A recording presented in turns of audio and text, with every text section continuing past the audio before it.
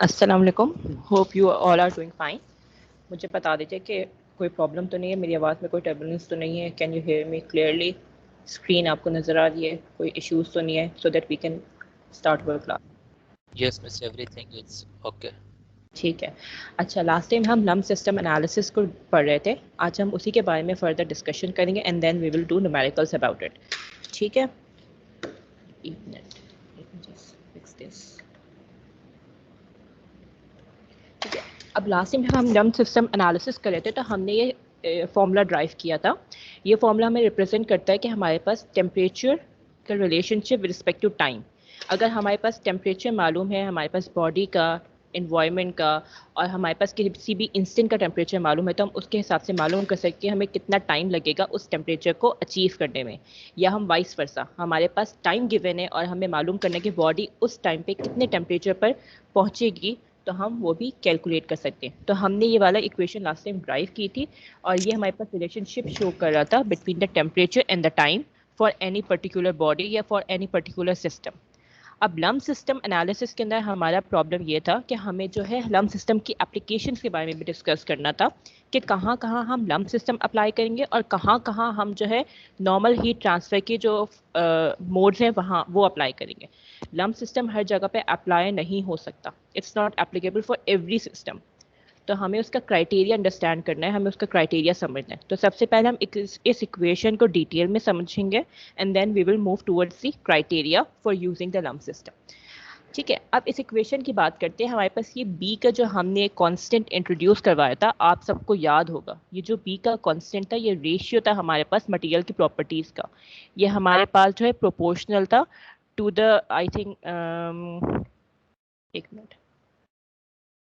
ये हमारे पास प्रोपोर्शनल था सरफेस एरिया के एंड इनवर्सली प्रोपोर्शनल था mass and specific heat of the body के। तो जितनी भी हमारे पास मटेरियल की प्रॉपर्टीज़ हैं जो कांस्टेंट है थ्रू आउट द सिस्टम, ये सारे उनको कॉम्प्रोमाइज, उन सबको जो है हमने कंबाइन करके एक कांस्टेंट इंट्रोड्यूस करवाया था विच वाज बी।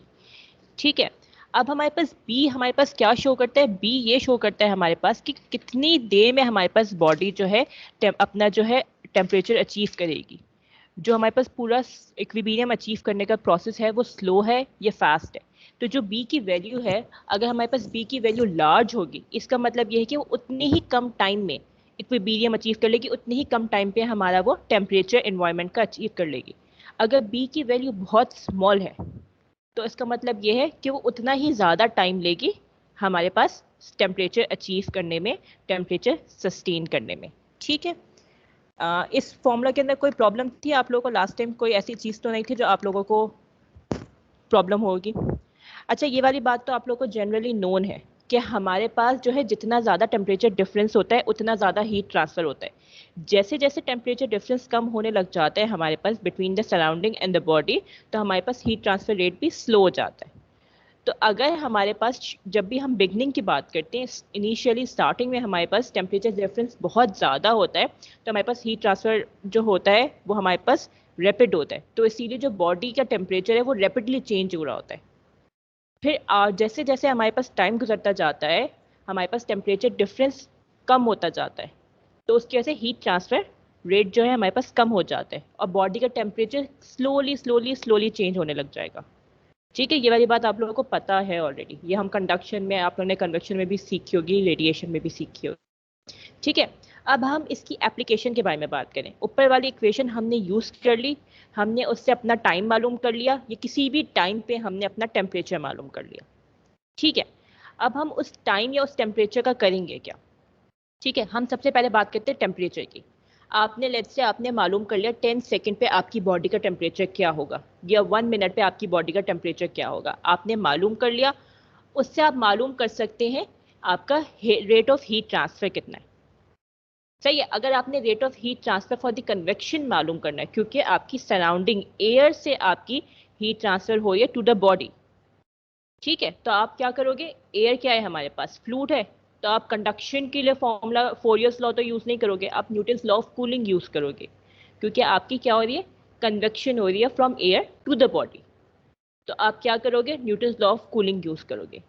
ठीक है, तो आप उससे क्या करोगे, आपने टाइम मालूम कर लिया या आपने टेम्परेचर मालूम कर लिया। लेट्स से आपने टेम्परेचर मालूम कर लिया एट पर्टिकुलर टाइम या at an instant of time. उसके बाद आप क्या करोगे, Newton's law of cooling use करोगे और उससे आप अपना हीट ट्रांसफर रेट मालूम करोगे कि ओवरऑल आपके सिस्टम का हीट ट्रांसफर रेट क्या था।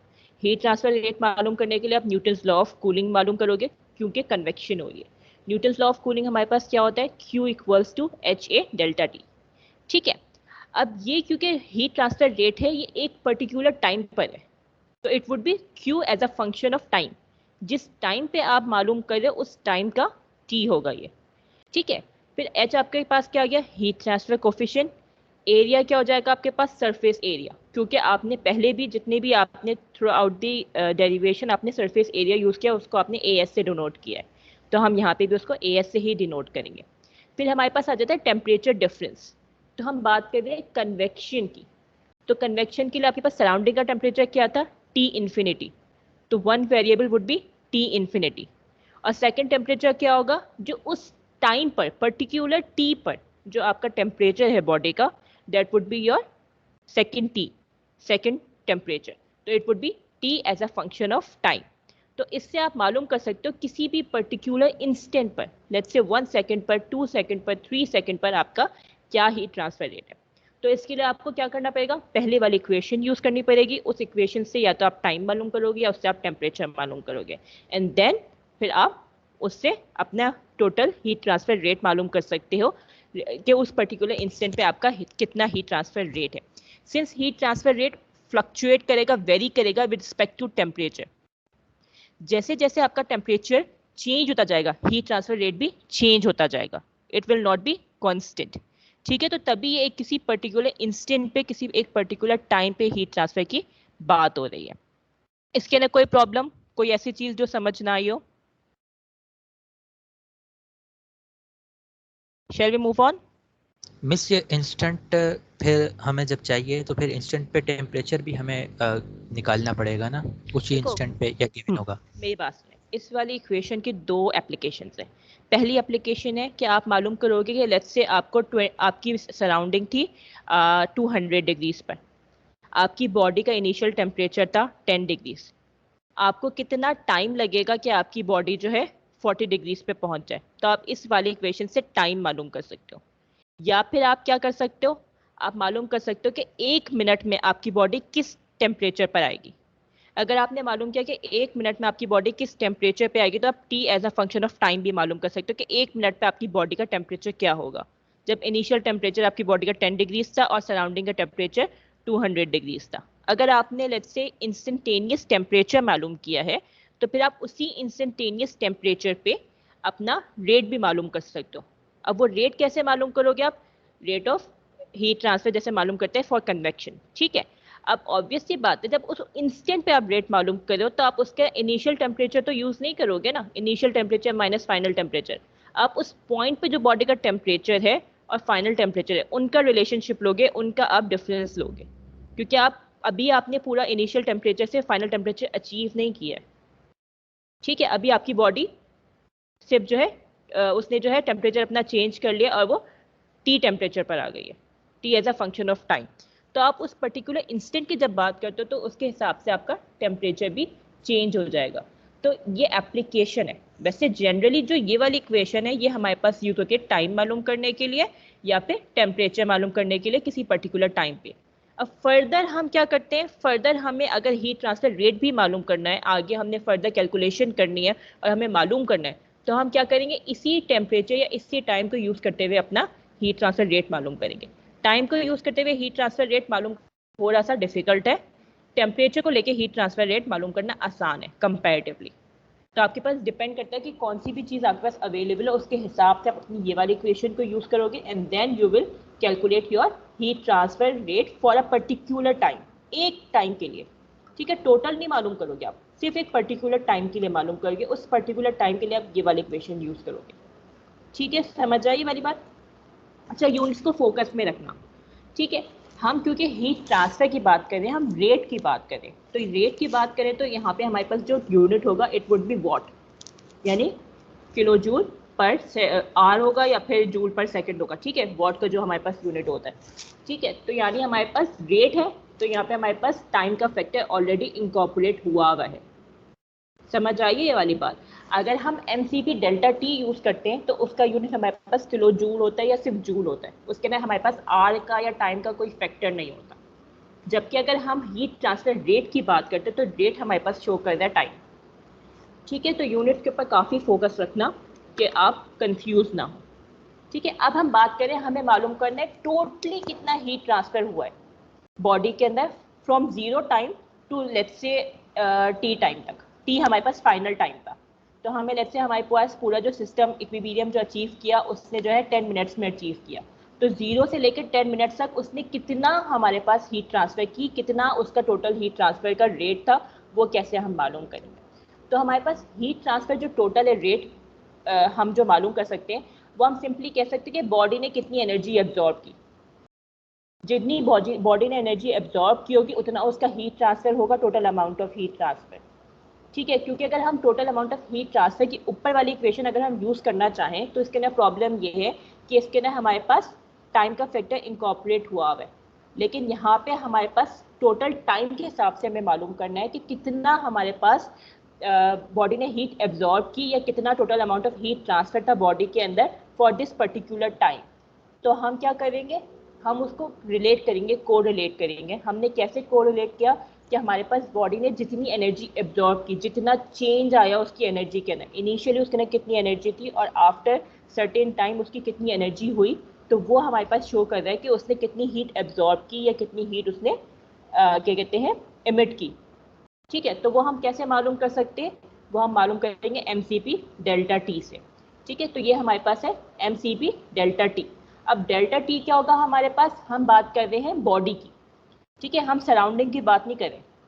पहले हम क्या कर रहे थे, सराउंडिंग से बॉडी के अंदर कितनी हीट गई, तो हमने rate of heat transfer because of convection मालूम किया था, तो हमने न्यूटन्स लॉ ऑफ कूलिंग लगाया था। यहाँ पे हम बात करें बॉडी की, बॉडी के अंदर कितनी हीट एब्जॉर्ब हुई है, तो बॉडी का एनर्जी कंटेंट कितना इंक्रीज हुआ है।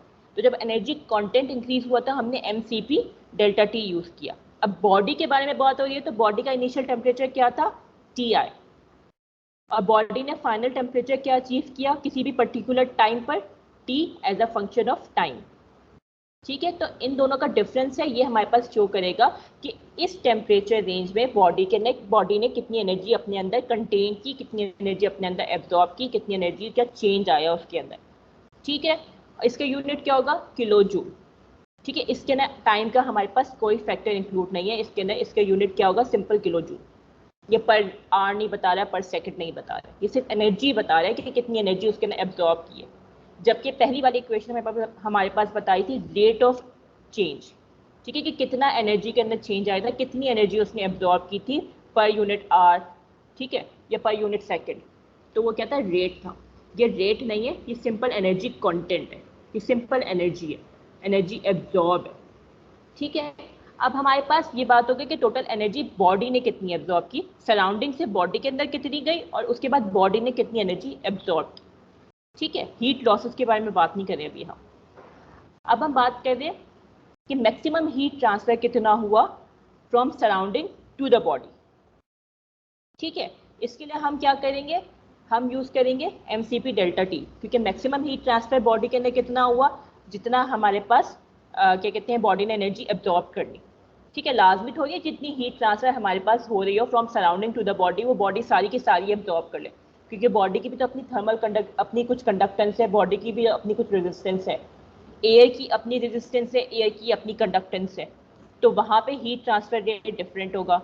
बॉडी की अपनी थर्मल रेजिस्टेंस है, बॉडी की अपनी थर्मल कंडक्टिविटी है, तो वहाँ पे जो है हीट ट्रांसफर रेट डिफरेंट होगा। तो हमारे पास दो मीडियम है, एक मीडियम हमारे पास एयर का है या एक मीडियम आप कह रहे हैं सराउंडिंग का है, और एक मीडियम हमारे पास अपनी बॉडी का है। ठीक है, तो अगर हम बॉडी की बात करें तो मैक्सिमम हीट ट्रांसफर क्या होगा हमारे पास, जितना उसने मैक्सिमम अपने अंदर एनर्जी एब्जॉर्ब की है। तो सेम हम क्या करेंगे, MCP डेल्टा T वाला फॉर्मूला यूज करेंगे। अब इसमें डेल्टा T क्या होगा, हमारे पास इनिशियली टेम्परेचर क्या था बॉडी का, TI, और मैक्सिमम टेम्परेचर क्या अचीव कर लेगा वो, जो सराउंडिंग का टेम्परेचर होगा। इक्विलिब्रियम में आना है हमारे पास बॉडी को और एनवायरनमेंट को, तो बॉडी और एनवायरनमेंट इक्विलिब्रियम में कब आएगी, जब दोनों का टेम्परेचर सेम हो जाएगा। दोनों का टेम्परेचर सेम कब होगा, जब बॉडी का टेम्परेचर भी T इन्फिनिटी हो जाएगा। तो T infinity would be the final temperature of the body when it will be at equilibrium. ठीक है, तो हमारे पास जो टोटल मैक्सिमम एनर्जी कंटेंट जो इंक्रीज होगा बॉडी का वो क्या होगा, mCp T infinity minus Ti.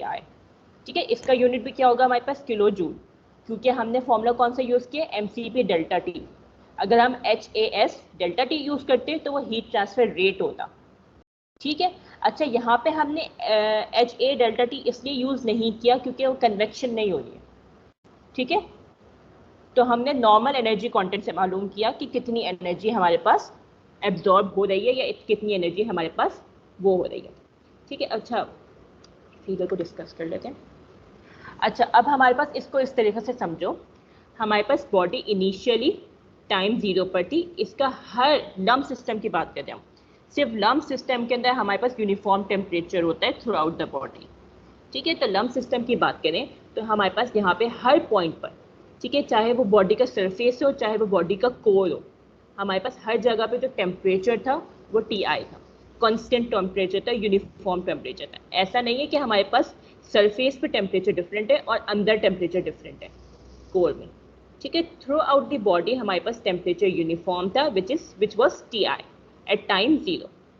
ठीक है, उसके बाद क्या हुआ, हमारे पास कन्वेक्शन हुई, सही है, कंडक्शन हुई, हमारे पास हीट ट्रांसफर हुई. हीट ट्रांसफर क्या हुई, from surrounding to the body हुई. ठीक है, उसने हमारे पास टेम्परेचर अटेन किया. टेम्परेचर कौन सा अटेन करेगा, ऑब्वियस सी बात है सराउंडिंग का टेम्परेचर अटेन करेगा, चाहे हीटिंग हो रही है चाहे कूलिंग हो रही हो. ठीक है, वो जो टेम्परेचर कौन सा अटेन करेगा, सराउंडिंग का, तो क्या हो जाएगा, T इन्फिनिटी टेम्परेचर हो जाएगा. ठीक है, तो हमारे पास क्या होगा, हर पॉइंट पे T इन्फिनिटी हो जाएगा. लम्प सिस्टम की प्रॉपर्टी है, लाजमी नहीं है हर बॉडी के अंदर ऐसा हो.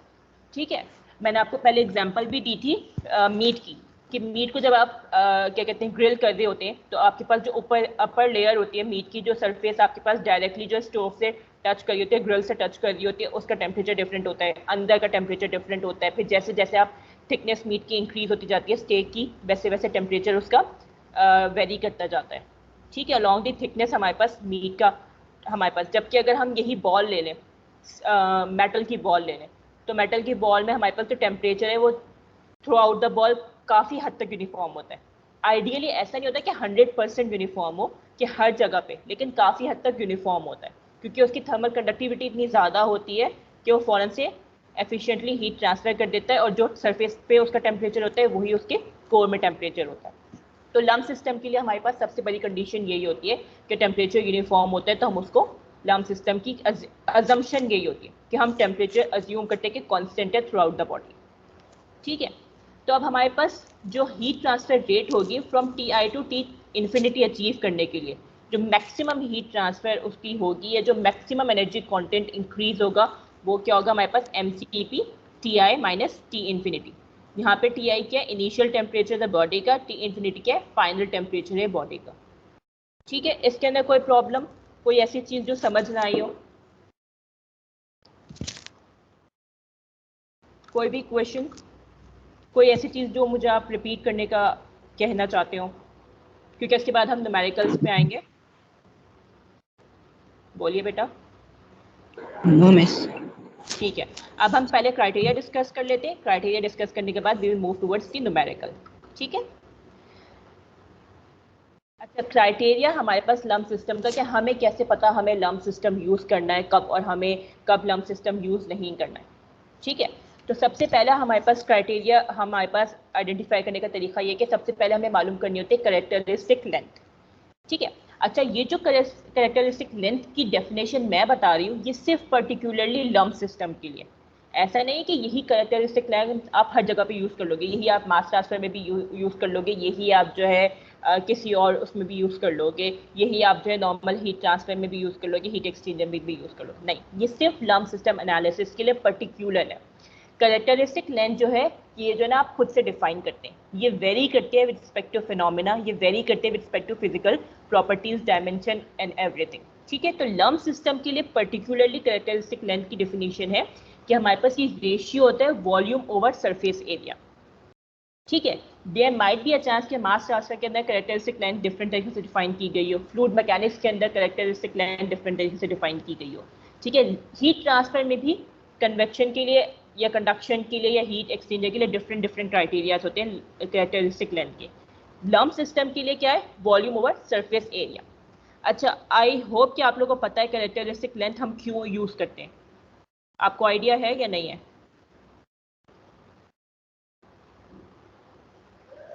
मुझे बताइए, डू यू नो?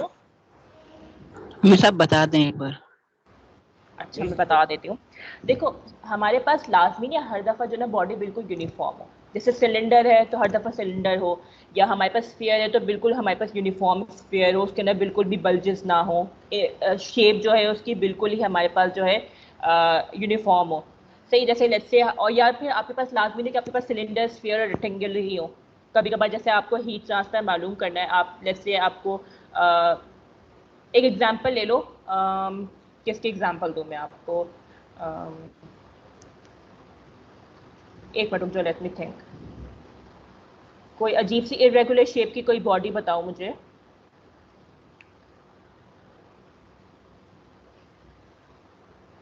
जिसकी नहीं, ज्योमेट्री ना हो, जिसकी ना सिलेंडर हो, ना रेक्टेंगल हो, ना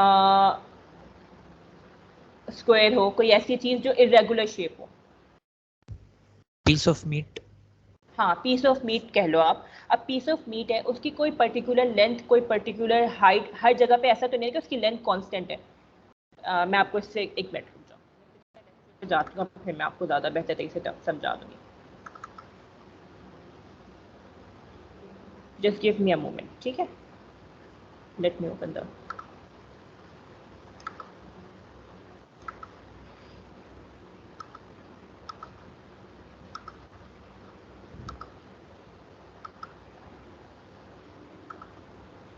अब आपको नजर आ रही है, ये वाली पिक्चर नजर आ रही है? पिक्चर नजर आ रही है बॉल यस की और मीट की। अच्छा, अब देखो बॉल है, ठीक है, कॉपर बॉल है। कॉपर बॉल के अंदर आप देखो इसका रेडियस यूनिफॉर्म है ना? कहीं भी रेडियस चेंज नहीं हो रहा है, ठीक है? तो आप नॉर्मली आप इसकी जो ना रेडियस यूज कर सकते हो, लेकिन लाजमी तो नहीं है ना कि रियल लाइफ में आपकी तमाम सिचुएशन के ना इस तरह की आपकी ज्योमेट्री हो, क्या ही यूज करना हो, आपको बॉल ही यूज करनी हो, आपको स्क्वायर ही हो, फर्नेस जो है आपकी स्क्वायर शेप की ही हो, आपका हीट एक्सचेंजर जो है स्फीयर शेप का ही हो, जो आपके सिलेंडर है वो बिल्कुल यूनिफॉर्म सिलेंडर हो। लाजमी तो नहीं है ना। तो हमारे पास कभी कभार ऐसी कंडीशन पे आते हैं जहाँ पे हमारे पास लेंथ या वॉल्यूम या एरिया जो है वेरी कर रहा होता है विद रिस्पेक्ट टू हमारे पास क्या कहते हैं, किसी भी डायमेंशन पे ना। अब जैसे ये मीट है, अब मीट की मैं कह रही हूँ लेंथ बताओ मुझे कितनी है। अब there would be a student जो यहाँ से लेंथ मालूम करेगा, ठीक है? एक स्टूडेंट है जो हमारे पास यहाँ से लेंथ मालूम करेगा मिड से। एक स्टूडेंट है जिसने क्या बॉटम से मालूम कर लिया कि कितना वो सरफेस को टच कर रहा है नीचे, हमारे पास उसकी लेंथ वो हो गई है। सही है। एक जो स्टूडेंट है वो कहेगा मैं लेंथ तो जो ना ऐसे मालूम करूंगा, हॉरिजॉन्टली, वर्टिकली नहीं मालूम करना मैं लेंथ, ठीक है? तो there might be multiple length for this roast of meat, क्योंकि हमारे पास कोई एक फिक्स लेंथ नहीं है। लेंथ वेरी कर रही है अलॉन्ग द एक्सिस। अगर आप एक्स एक्सिस की बात कर रहे हो तो लेंथ वेरी कर रही है, अगर आप वाई एक्सिस की बात कर रहे हो तो लेंथ वेरी कर रही है। किसी पॉइंट पे आपकी लेंथ जो है 10 मीटर है, किसी पॉइंट पे आपकी लेंथ 9 मीटर है, किसी पॉइंट पे आपकी लेंथ 7 मीटर है, ठीक है? तो आपकी कोई फिक्स लेंथ है इस रोस्ट की या नहीं है? मीट की कोई फिक्स लेंथ है? मैं कहूँ मीट की मुझे लेंथ बताओ तो आप कैलकुलेट करके बता सकते हो मुझे मीट की लेंथ कितनी है? Answer me. इस डायरेक्ट तो नहीं बता सकते, फॉर्मूला वगैरह लगा के मतलब हाँ, तो जैसे डायरेक्टली नहीं बता सकते इससे हो ना आप, स्केल से मेजर करके नहीं बता सकते हो। स्केल से मेजर करोगे तो एक बच्चा मिड से मेजर कर रहा है, एक बच्चा टॉप से मेजर कर रहा है, एक बच्चा बॉटम से मेजर कर रहा है ना? तो वेरी हो रहा है ना लेंथ, लेंथ वेरी कर रही है जैसे जैसे हमारे पास जो है हम पॉइंट मूव करें, स्केल अपना मूव करें, है ना? तो हमारे पास इन कंडीशंस के लिए क्या होता है, हम करेक्टर इन कंडीशंस को अवॉइड करने के लिए, इन कंडीशंस को अकोमोडेट करने के लिए हम क्या करते हैं, करेक्टरिस्टिक लेंथ यूज करते हैं। करेक्टरिस्टिक लेंथ का पर्पस क्या होता है हमारे पास, ताकि जितनी भी हमारे पास डिफरेंस आ रहा है लेंथ का वो हमारे पास इंकॉर्पोरेट हो जाए, ठीक है? तो हम क्या करते हैं, टोटल वो हमने वॉल्यूम मालूम कर लिया कि रोज का कितना वॉल्यूम है, और टोटल हमने मालूम कर लिया एरिया कितना है। उससे हमने क्या किया, एक एग्रीगेट निकाल लिया कि एग्रीगेट लेंथ कितनी हो सकती है इस मीट की, ठीक है? तो हमारे पास जो इरेगुलर शेप्स होती है उनके लिए पर्टिकुलरली हमारे पास कैरेक्टरिस्टिक लेंथ होती है, ताकि हमारे पास क्या होता है, तमाम जितनी भी उसकी पॉसिबल लेंथ है उन सबको हम इंक्लूड करके एक एग्रीगेट या एक एवरेज लेंथ निकाल लें। ठीक है, तो उस एवरेज लेंथ आप क्या करोगे, मीन लोगे। तो मीन लेने से बेहतर तरीका क्या होता है, ये वेरी करता है। कुछ सिस्टम्स में आप मीन भी ले लेते हो, लेकिन लम्प सिस्टम में क्या करता है, मीन नहीं लेते हो। लम्प सिस्टम में क्या करता है, वॉल्यूम ओवर सरफेस एरिया लेते हो। ठीक है, ताकि आप मालूम कर सके कि उसकी लेंथ कितनी है। तो उस लेंथ को हम क्या करते हैं, कैरेक्टरिस्टिक लेंथ। ये हर सिस्टम की अपनी स्पेशल होती है। जैसे आपके पास एक कार है, तो उस कार का अगर मैं कहूँ लेंथ मालूम करनी है, तो ऑब्वियस सी बात है बम्पर की वजह से लेंथ अलग हो जाएगी। आगे पीछे के बम्पर इंक्लूड कर दो, आप बम्पर ना इंक्लूड करो तो लेंथ अलग हो जाएगी। आप उसका सिर्फ जो है विंडो वाला एरिया लो तो लेंथ अलग हो जाएगी। ठीक है, तो there might be multiple length. तब आपने हीट ट्रांसफर मालूम करना है और एक ही डायमेंशनल फ्लो है, तो आप कौन सी लेंथ लोगे। ऊपर वाली लेंथ डिफरेंट होगी रूफ पर, जैसे जैसे आप मिड पे आओगे कार की लेंथ डिफरेंट होगी, जैसे जैसे आप जो है बॉटम पे आते जाओगे लेंथ डिफरेंट होती जाएगी। तो अब लेंथ 3-4 लेंथ्स आपकी आ रही हैं, तो हाउ वुड यू नो कि आप कौन सी लेंथ यूज करोगे जिससे एक्यूरेट हीट ट्रांसफर रेट आपके पास आ जाए। टॉप पे तो हीट ट्रांसफर रेट डिफरेंट होगा क्योंकि लेंथ डिफरेंट है, मिड पे हीट ट्रांसफर रेट डिफरेंट होगा क्योंकि हमारे पास लेंथ डिफरेंट है, बॉटम पे हीट ट्रांसफर डिफरेंट होगा क्योंकि लेंथ डिफरेंट है। तो इन सबको क्या किया, इन अब अलग अलग कैलकुलेशन करो। आप टॉप की अलग कैलकुलेशन करो, बॉटम की अलग कैलकुलेशन करो, उससे नीचे आप मिड की अलग कैलकुलेशन करो। तो इतनी कैलकुलेशन को अवॉइड करने के लिए क्या करते हैं हम, जनरली हम कैरेक्टरिस्टिक लेंथ यूज करते हैं। ठीक है, ताकि हम जो है अपनी कैलकुलेशन को सिंप्लीफाई कर सके। तो सिंप्लीफाई कैसे कर ली हमने कैरेक्टरिस्टिक लेंथ इंट्रोड्यूस करवाई अपने लम्प सिस्टम के अंदर, which was the ratio of volume over surface area. ये बात याद रखना कि ये जो फॉर्मूला है कैरेक्टरिस्टिक लेंथ का, ये पर्टिकुलरली लम्प सिस्टम के लिए, ये किसी और सिस्टम के लिए आप यूज नहीं कर सकते। ठीक है, हर सिस्टम की अपनी अलग प्रॉपर्टीज होती है, हर सिस्टम का अपना अलग क्राइटेरिया होता है लम्प वो कैरेक्टरिस्टिक लेंथ डिफाइन करने का। ठीक है, अगर आप फ्लूइड मैकेनिक्स की बात करोगे तो उसके लिए शायद अलग फॉर्मूला होगा, तो कंफ्यूज नहीं होना, सिर्फ this is particularly for lump system, इसको कहीं और यूज करना मत। ठीक है, कोई प्रॉब्लम इसके अंदर, समझ आया कैरेक्टरिस्टिक लेंथ। Yes miss. ठीक है, मिस एरिया अब कैसे कैलकुलेट करेंगे इसका? सरफेस एरिया बेटा जितना जैसे आप मालूम करते हो, जैसे अगर स्फीयर है तो पाई स्क्वायर हो जाएगा, तो मिस सिलेंडर है ये तो उसके वो हिसाब से मालूम करोगे। जैसे इट्स मिस नॉट। आपने आप एग्जांपल दी अज्यूम थी करोगे, मीट की। हाँ नहीं, आप अज्यूम करोगे, आप फिर उसको स्क्वायर अज्यूम करोगे।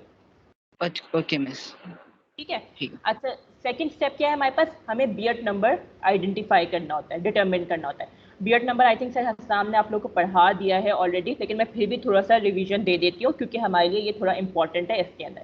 ठीक है, बियट नंबर हमारे पास क्या होता है, रेशियो होता है कि कितनी कन्वेक्शन हो रही है सरफेस पे to the conduction within the body.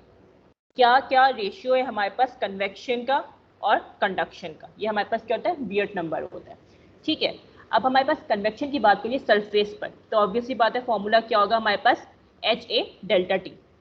फिर हमारे पास कंडक्शन की बात हो रही है विद इन द बॉडी, तो हमारे पास फॉर्मूला क्या होगा, KA L डेल्टा टी। अब जो L है हमारे पास लेंथ, वो हम कौन सी लेंथ यूज करेंगे, अगर हम फोरियर्स लॉ वैसे ही यूज करते थे तो हम वो थिकनेस यूज करते थे x या लेंथ यूज करते थे L, लेकिन यहाँ पे हम लम्प सिस्टम की बात करें तो हम लेंथ कौन सी यूज करेंगे, कैरेक्टरिस्टिक लेंथ।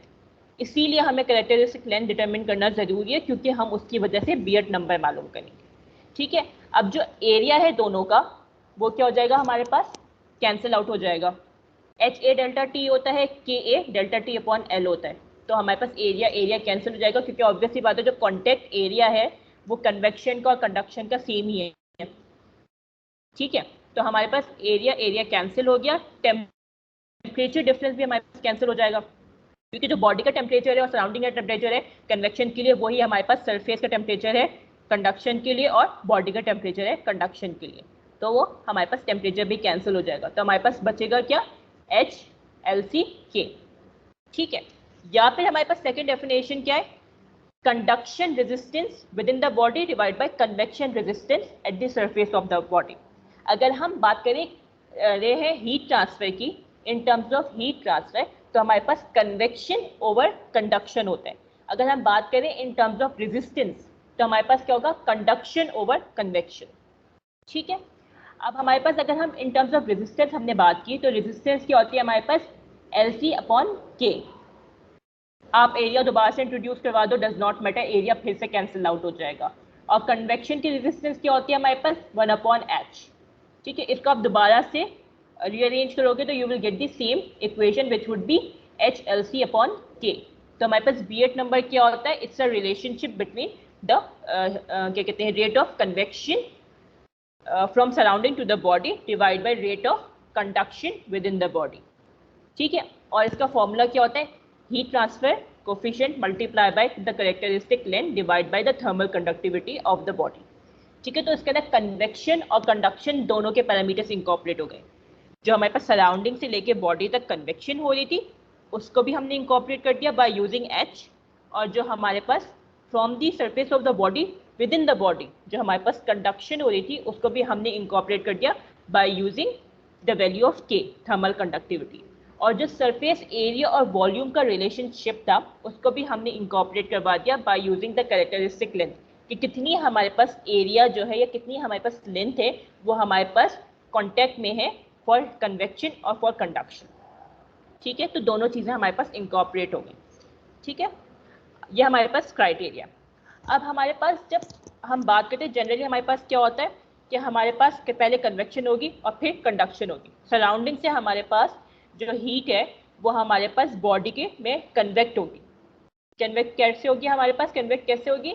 क्योंकि हमारे पास टेम्परेचर डिफरेंस होगा, तो हमारे पास जो सराउंडिंग का टेम्परेचर है और जो बॉडी की सरफेस का टेम्परेचर है उन टेम्परेचर डिफरेंस की वजह से हीट ट्रांसफर होगा। ठीक है, और फिर बॉडी की सरफेस और बॉडी के कोर के टेम्परेचर डिफरेंस की वजह से कंडक्टेंस होगी। ठीक है, इसको मैं अभी क्या कहते हैं फिगर के थ्रू ज़्यादा प्रॉपरली समझा लूँगी। अच्छा, हमारे पास अगर बियट नंबर स्मॉल है तो इसका मतलब क्या है कि हमारे पास रेजिस्टेंस हीट कंडक्शन की बहुत कम है।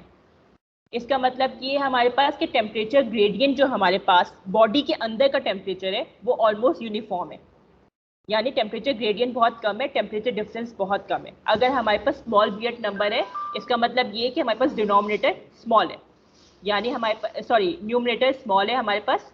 तो इसका मतलब क्या है? हमारे पास जो हीट ट्रांसफर हीट कंडक्शन का हमारे पास रेशियो है वो बहुत कम है, जिसकी वजह से हमारे पास यूनिफॉर्म टेम्परेचर है बॉडी के अंदर और बॉडी का टेम्परेचर वेरी नहीं कर रहा, फ्लक्चुएट नहीं कर रहा। ठीक है, लम्प सिस्टम की हमारे पास अजम्पशन क्या थी कि हमारे पास बॉडी का टेम्परेचर कांस्टेंट हो। तो अगर स्मॉल बियट नंबर है तो यानी हमारे पास इनडायरेक्टली यही बता रहा है कि हमारे पास बॉडी का टेम्परेचर यूनिफॉर्म है, ग्रेडियंट नहीं है टेम्परेचर का। इसका मतलब क्या है? टेम्परेचर यूनिफॉर्म है। ठीक है, अच्छा टेम्परेचर यूनिफॉर्म क्यों है? एक और तरीके से समझ लो कि अब रेजिस्टेंस हीट कंडक्शन की बहुत कम है। जब रेजिस्टेंस ही नहीं होगी तो जो सरफेस का टेम्परेचर होगा वही कोर का टेम्परेचर होगा।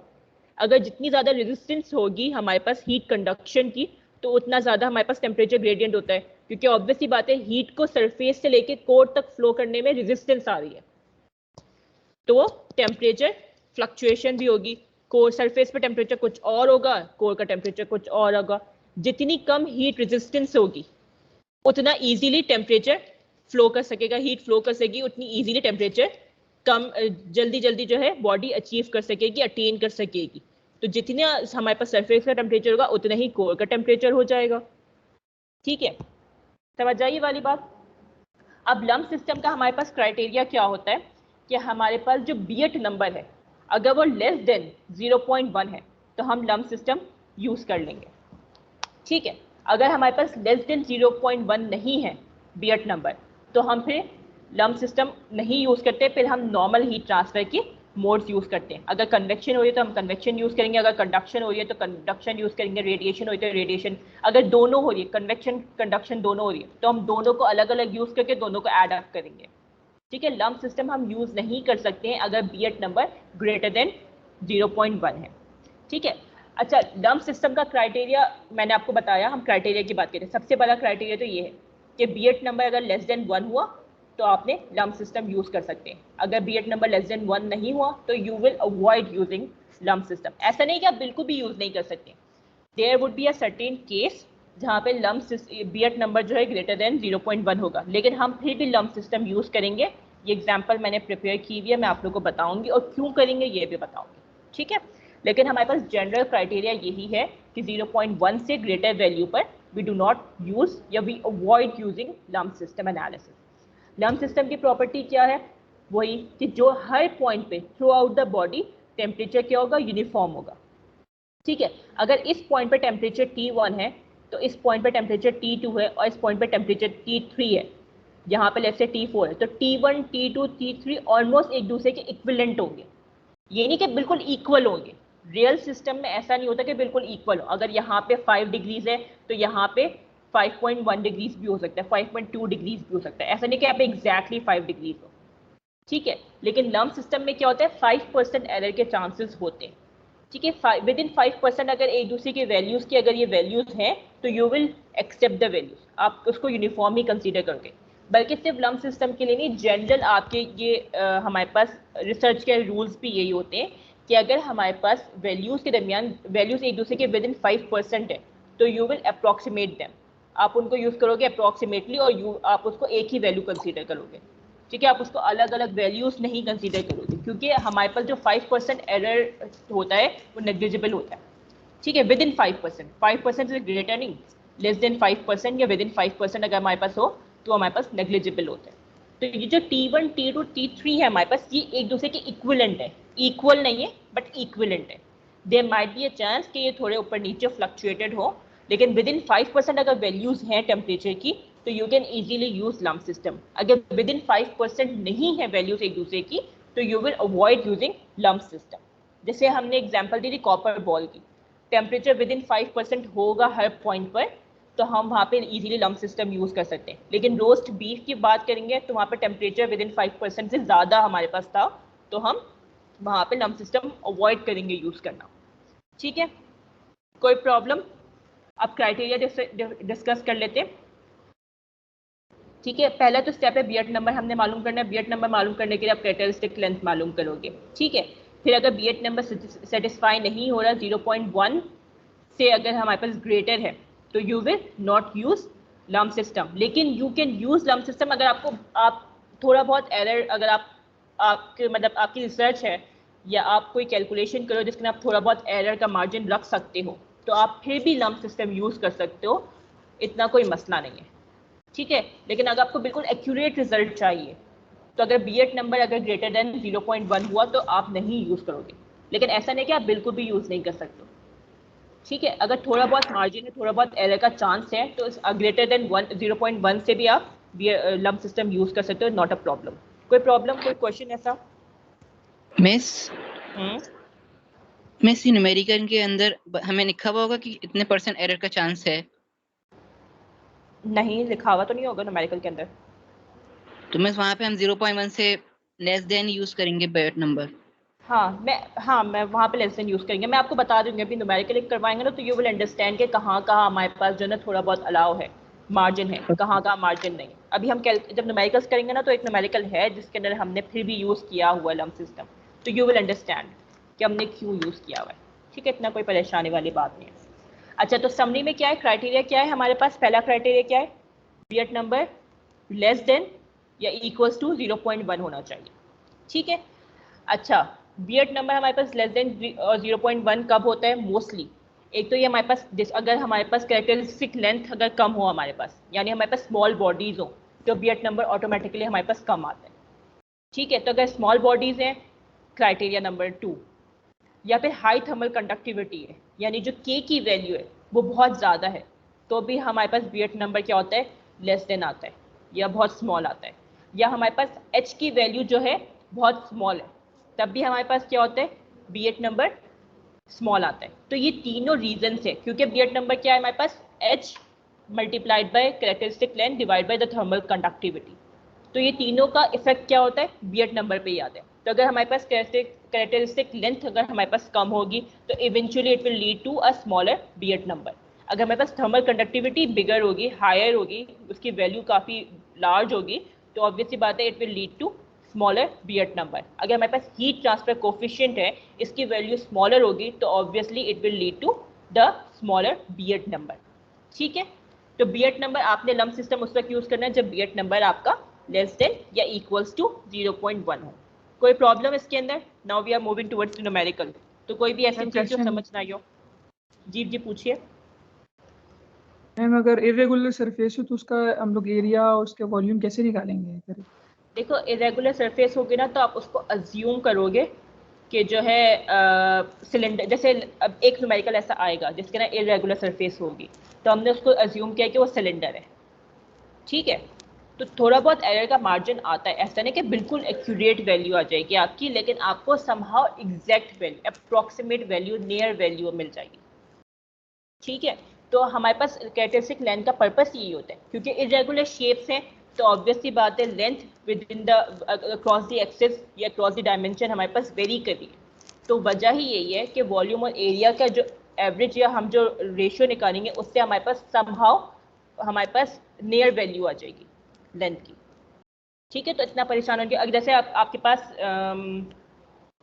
क्या कहते हैं, हाँ जैसे आप अज्यूम कर लो कौन सी हमारे पास ऐसी चीज़ें, जो कार है, जैसे आपके पास कार को आप अगर आपने अज्यूम करना है तो आप उसको सिलेंडर अज्यूम कर लो, ठीक है। तो वो आपके पास जो लेंथ देगा ना वो समहाउ आपके पास near to the actual length देगा। तो कैरेक्टरिस्टिक लेंथ का इंट्रोड्यूस करवाने का पर्पस ही यही है कि हमारे पास डायमेंशंस को जो है ये सिमेट्रिकल उसमें लेकर आ रहा है, एसिमेट्रिकल शेप्स को सिमेट्री में लेकर आ रहा है। समझ आई बात? मिस ये थर्मल कंडक्टिविटी का बता दें कि फाइन करनी पड़ेगी या गिवन होगी क्वेश्चन में, बिगर ज्यादा होनी चाहिए था।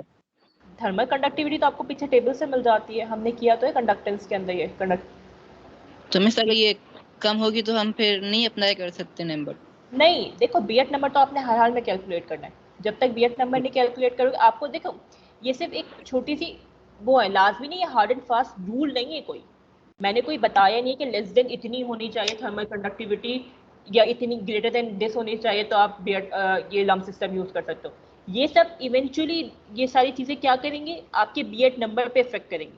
तो आपने क्या करना है, अपनी वैल्यूज मालूम करनी है टेबल से और फिर उसको पुट करना है आपके बीएट नंबर के फॉर्मूला के अंदर और फिर आपने बीएट नंबर कैलकुलेट करना है। अगर बीएट नंबर इस क्राइटेरिया को फुलफिल कर रहा है तो लम्प सिस्टम अप्लाई करोगे, अगर नहीं कर रहा तो फिर आप लंबा सा पूरा अपना सारा मेथड यूज करोगे, ठीक है। ओके तो ये कोई पर्टिकुलर वैल्यू नहीं बताई है मैंने, ना मैंने बताया कि कितनी कैरेक्टरिस्टिक लेंथ होनी चाहिए, ना कितनी थर्मल कंडक्टिविटी की वैल्यू होनी चाहिए, कितनी हीट ट्रांसफर की वैल्यू होनी चाहिए, क्योंकि कोई पर्टिकुलर वैल्यू नहीं है। एक ही चीज़ का इफेक्ट जो है ना बीएट नंबर पर आएगा। क्या पता थर्मल कंडक्टिविटी ज़्यादा हाई ना हो, हीट ट्रांसफर कोफिशिएंट ज़्यादा स्मॉल ना हो, लेकिन कैरेक्टरिस्टिक लेंथ इतनी स्मॉल हो कि उसकी वजह से हमारे पास बीएट नंबर एप्लीकेबल वो कम आ रहा हो और लम्प सिस्टम अप्लाई हो रहा हो, ठीक है। तो ये सब चीज़ें वेरी करती हैं। इन द एंड आपका बीएट नंबर लेस देन या इक्वल्स टू 0.1 होना चाहिए, ठीक है।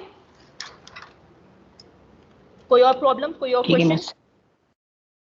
मैम एक क्वेश्चन है कि अगर कैरेक्टरिस्टिक वेवलेंथ हम तब कैरेक्टरिस्टिक लेंथ हम तब निकालते हैं जब यूनिफॉर्म सरफेस यूनिफॉर्म शेप ना हो। अगर कोई यूनिफॉर्म शेप हो तो डायरेक्ट लेंथ निकाल सकते हैं? नहीं, यूनिफॉर्म शेप हो तब भी हम कैरेक्टरिस्टिक लेंथ यूज करेंगे, क्योंकि हमने अपना जनरलाइज कर लिया है फॉर्मूला ना। हमने जो ना सिमेट्री एसिमेट्री सबको मर्ज करके एक चीज निकाले, कैरेक्टरिस्टिक लेंथ। अब हमारे इससे कोई कंसर्न नहीं है कि उसकी शेप क्या हो, हम क्या करेंगे, उसका वॉल्यूम मालूम करेंगे, उसके एरिया मालूम करेंगे और हम डायरेक्टली कैरेक्टरिस्टिक लेंथ निकाल लेंगे। अब ये थोड़ी कि मैं देखूंगी, मैं डिटेल में स्टडी करने बैठ जाऊँ कि उसकी एरिया मतलब उसकी सिमेट्री है या नहीं है, उसकी सरफेस रेगुलर है या इरेगुलर है, तो it will take a lot of time. तो मैंने अपनी चीज़ों को सिंप्लीफाई करने के लिए ही कैरेक्टरिस्टिक लेंथ इंट्रोड्यूस करवाई है, ताकि एरिया और वॉल्यूम का जो हमारे पास चेंज था, जो डेविएशन थी, उसको हम अकोमोडेट कर सके एक ही दफ़ा में। अब हमें इससे कोई फर्क नहीं पड़ता कि कोई भी ज्योमेट्री हो, कोई भी ज्योमेट्री हो, उसका इफेक्ट जो है एरिया और वॉल्यूम पे आएगा, उस एरिया और वॉल्यूम की वजह से हमारे पास कैरेक्टरिस्टिक लेंथ पे आएगा। अगर मैं बात करूँ रेक्टेंगल की, तो आप एरिया और वॉल्यूम कैसे निकालोगे, सिंपल हाइट विड्थ और उसको मल्टीप्लाई कर लोगे लेंथ को। अगर मैं बात कर रही हूँ स्फीयर की तो पाई आर स्क्वायर से निकालोगे एरिया, अगर मैं 2 पाई आर स्क्वायर से निकालोगे। अगर मैं सिलेंडर की बात कर रही हूँ तो पाई स्क्वायर एल से निकालोगे, इसी तरीके से पाई आर स्क्वायर को ऐड करोगे। तो ये सब चीज़ें जो ना वेरी कर जाएंगी। तो आपने जो ना अज्यूम यही करना है कि सारी की सारी सिमेट्री है, सिमेट्रिकल शेप्स हैं। आपने ये नहीं, हर उसमें आप चाहे आपकी जो है स्फीयर हो या स्फीयर ना हो, अगर आप अज्यूम करोगे वो स्फीयर की तरह दिख भी रही है तो आप क्या करोगे, स्फीयर वाले एरिया और वॉल्यूम ही यूज करोगे और उससे अपनी कैरेक्टरिस्टिक लेंथ मालूम कर लोगे। कोई प्रॉब्लम? क्वेश्चन जी बोलिए। वैसे बियर्ड नंबर जो है एक रेशियो है कन्वेक्शन और कंडक्शन का। ये बियर्ड हाँ नंबर हमें ये बता सकते हैं कि कंडक्शन ज़्यादा हो रही है, कन्वेक्शन ज़्यादा हो रही है? हाँ बस समहाउ बता सकता है, लेकिन बताए मसला सारा और ये बियट नंबर बता तो सकता है, लेकिन हमारे पास इसके अंदर एक इशू आ जाता है कैरेक्टरिस्टिक लेंथ का। लेंथ की वजह से भी तो बियट नंबर हमारे पास वेरी कर रहे हैं ना। लेट्स से मैंने आपको यही बताया कि थर्मल कंडक्टिविटी में भी बिगड़ ना हो, हीट ट्रांसफर कोफिशिएंट में भी स्मॉल ना हो, लेकिन हमारे पास कैरेक्टरिस्टिक लेंथ इतनी स्मॉल हो कि बियट नंबर हमारे पास बहुत स्मॉल आ रहा हो। तो सिर्फ एक थर्मल कंडक्टिविटी और हीट ट्रांसफर पे अगर डिपेंड कर रहा होता है बियट नंबर, तो हम ये कह सकते थे कि ये हमें बता सकते हैं कि कितनी थर्मल कंडक्टिविटी हो रही है, कितनी हमारे पास हीट कन्वेक्शन हो रही है। ठीक है, लेकिन ये सिर्फ इन पे डिपेंड नहीं कर रहा ना, ये लेंथ पे भी तो डिपेंड कर रहा है। तो लेंथ की वजह से भी जब बियट नंबर फ्लक्चुएट कर रहे हैं, बियट नंबर की वैल्यू चेंज हो रही है, तो हम इसको किसी एक चीज से रिलेट नहीं कर सकते। मैथमेटिकली सोचो ना कि एक फॉर्मूला इसके एच एल सी अपॉन के है, तो एच और एल सी की वैल्यू सेम है लेट्स से, लेकिन के हमारे एल की जो वैल्यू है वो चेंज होती जा रही है। एच और के की वैल्यू सेम है और एल सी की वैल्यू चेंज होती जा रही है, तो ऑब्वियस की बात है जो असल इफेक्ट आएगा वो किसकी वजह से आएगा, लेंथ की वजह से आ रहा है। तो आप बियट नंबर को डायरेक्टली रिलेट नहीं कर सकते हो कन्वेक्शन या कंडक्शन से। समझ आई है मेरी बात? Okay miss. आई है समझ या नहीं आई है? Yes miss. ठीक है, और कोई क्वेश्चन किसी को? ठीक है, हम न्यूमेरिकल की तरफ चलते हैं। अब न्यूमेरिकल हमारे पास ये थोड़ा बहुत सिंपल सा न्यूमेरिकल है। ठीक है, न्यूमेरिकल में हमारे पास ये एक बॉल बियरिंग है, उसका 10 मिलीमीटर डायामीटर है। ठीक है, अब बॉल बियरिंग का जो टेम्परेचर, बॉल बियरिंग का जो हमारे पास आउटर का टेम्परेचर है, जो सराउंडिंग का टेम्परेचर है, वो क्या है हमारे पास 200 डिग्री सेंटीग्रेड। ठीक है, जो बॉल बियरिंग है वो सिल्वर की है, सॉरी सिल्वर नहीं है, ये स्टील है, स्टील की है हमारे पास। और जो थर्मल कंडक्टिविटी है बॉल की, वो हमारे पास है 429 वॉट पर मीटर केल्विन। ठीक है, द डेंसिटी हमारे पास जो बॉल की है वो है 10500 kg पर मीटर क्यूब, और स्पेसिफिक हीट कैपेसिटी कितनी है हमारे पास 0.235 किलो जूल पर kg केल्विन। टेम्परेचर जो, एक मिनट सॉरी मैंने फिर से मिस्टेक कर दी है, जो हमारे पास बॉल बियरिंग है उसका टेम्परेचर 200 डिग्री सेंटीग्रेड है, और जो सराउंडिंग का टेम्परेचर है वो 20 डिग्री सेंटीग्रेड है। ठीक है, अब हमारे पास हमने हीट ट्रांसफर कोफिशिएंट मालूम कर लिया टेबल से, वो है हमारे पास 10 वॉट पर मीटर क्यूब पर डिग्री सेंटीग्रेड। ठीक है, हमारे पास बताना है कि कितना टाइम हमें रिक्वायर्ड है बॉल को 40 डिग्रीज रीच करने के लिए। ठीक है, दोबारा से मैं न्यूमेरिकल रिपीट कर देती हूँ क्योंकि मैंने मिस्टेक कर दी थी। एक बॉल बियरिंग है, उसका डायमीटर 10 मिलीमीटर है, बॉल बियरिंग 200 डिग्री सेंटीग्रेड पर है। ठीक है, स्टील की बनी हुई है, उसकी थर्मल कंडक्टिविटी गिवन है, उसकी डेंसिटी गिवन है, उसकी स्पेसिफिक हीट कैपेसिटी गिवन है, सराउंडिंग का टेम्परेचर हमारे पास 20 है। अब हमें मालूम करना है कि जो 200 डिग्री सेंटीग्रेड है ये 40 डिग्रीज पे कब पहुंचेगा, हमारे पास कितना टाइम लगेगा इस 200 डिग्री सेंटीग्रेड को 40 डिग्रीज पे पहुंचने में। ठीक है, अब ऑब्वियस सी बात है, ये देख के ही आपको पता चल जाएगा आपने लंप सिस्टम यूज करना है, लेकिन हम फिर भी दोबारा से हम सारी एनालिसिस करेंगे। सबसे पहले हम डाटा की बात करते हैं। ठीक है, इनिशियल टेम्परेचर बॉल का क्या है हमारे पास 200 डिग्री सेंटीग्रेड, तो हमने क्या किया टी आई, क्योंकि बॉडी का टेम्परेचर क्या होता है टी आई। हमारे पास सराउंडिंग का टेम्परेचर कितना है 20 डिग्री सेंटीग्रेड, तो टी इन्फिनिटी क्या हो गया 20 डिग्री सेंटीग्रेड। हमारे पास मालूम करना है कि 40 डिग्रीज कितने टाइम में पहुंचेगा, तो t as a function of time क्या हो गया हमारे पास 40 डिग्री सेंटीग्रेड। अब हमारे पास थर्मल कंडक्टिविटी गिवन है 429 वॉट पर मीटर केल्विन, हमारे पास स्पेसिफिक हीट कैपेसिटी गिवन है 0.235 किलो जूल पर केजी केल्विन।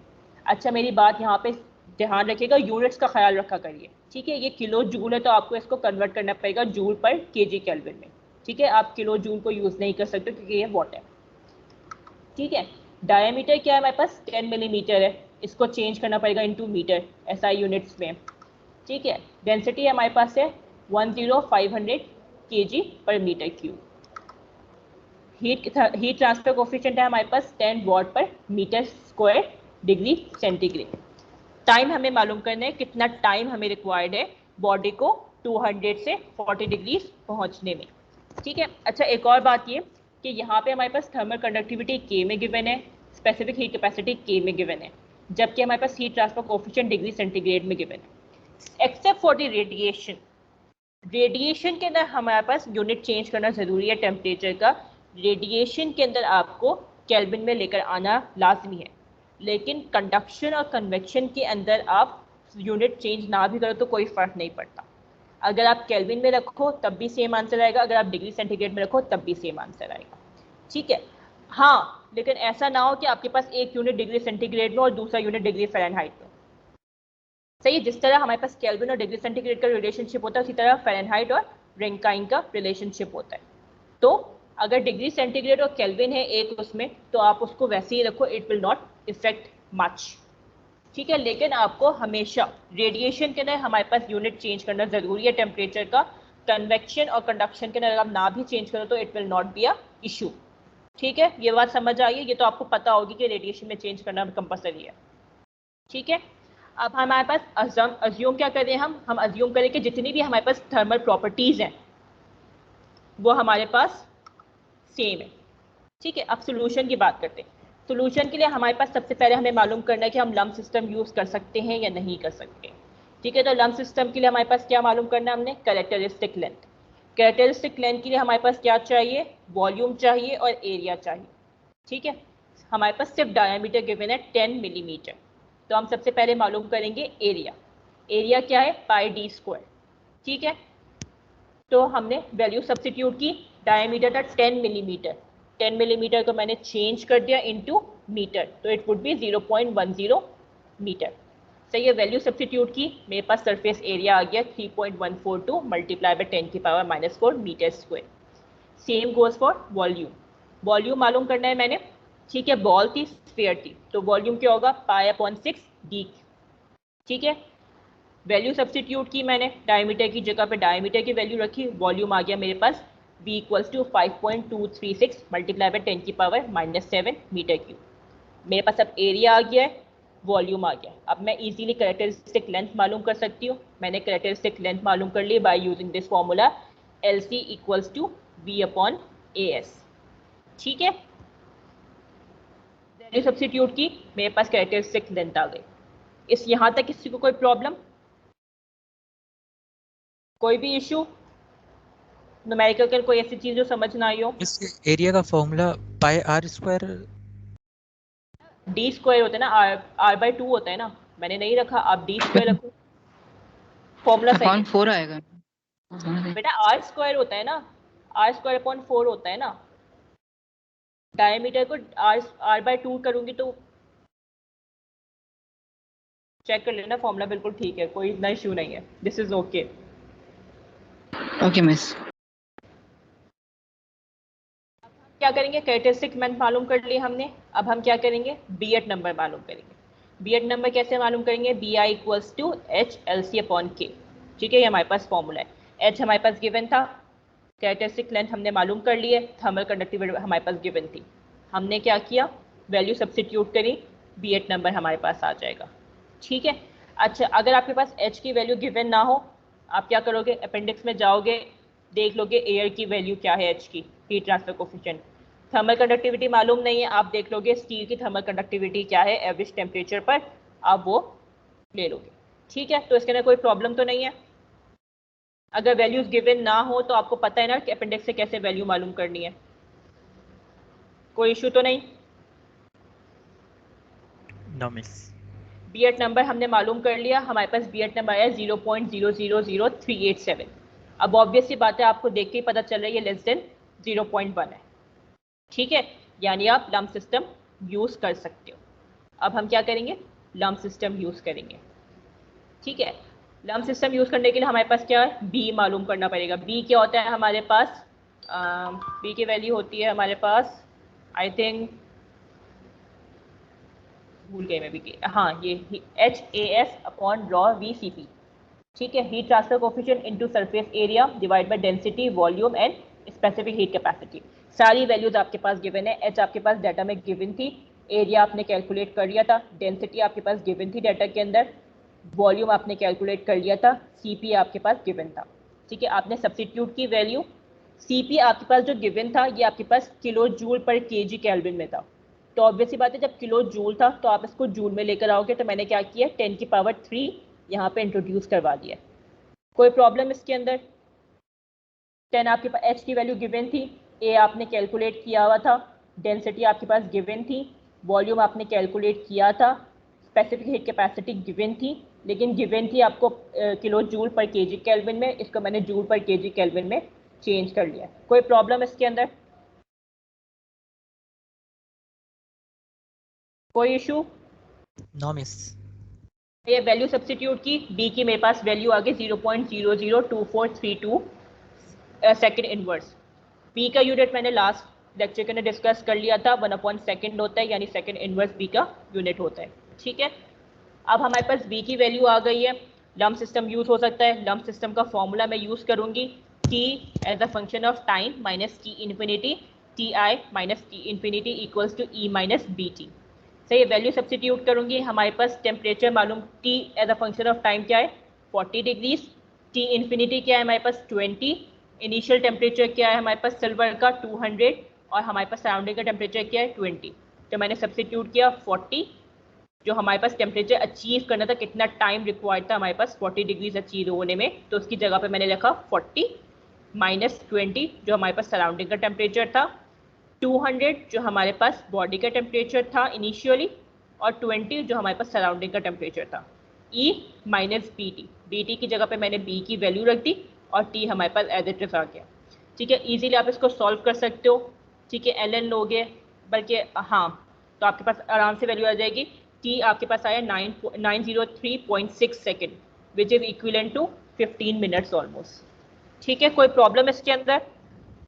यानी आपको क्या बता रहे हैं कि आपको 15 मिनट्स लगेंगे आपकी सिल्वर वाली बॉल को 200 से 40 डिग्रीज पहुंचने में। ठीक है,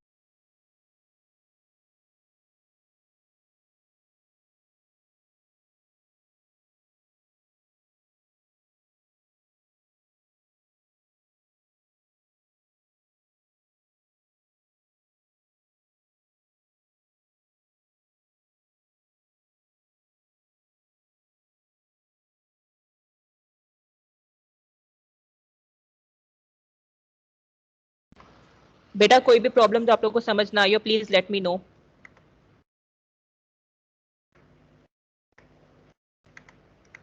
can you hear me? Clear.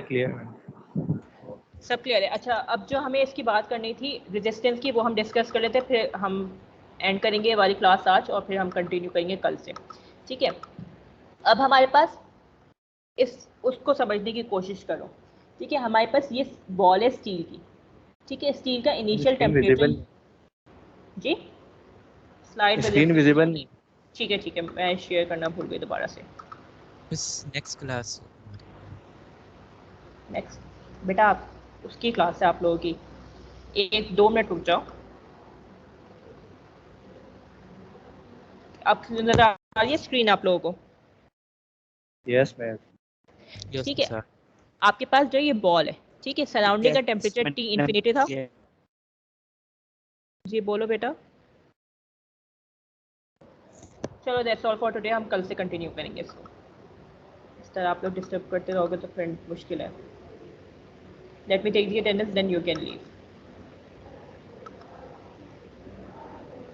कोई भी ऐसी चीज़ जो आज के लेक्चर में समझ ना आई हो प्लीज़ लेट मी नो, ताकि मैं उसको कल क्लैरिफाई कर दूं, क्योंकि आगे हमें न्यूमेरिकल्स करने हैं जो बिल्कुल थोड़े ज़्यादा कॉम्प्लिकेटेड हो जाएंगे। तो is there any problem please ask me before tomorrow's class. No, miss. Can you hear? ठीक है, मैंने आप लोग की अटेंडेंस ले लिया, यू मे लीव।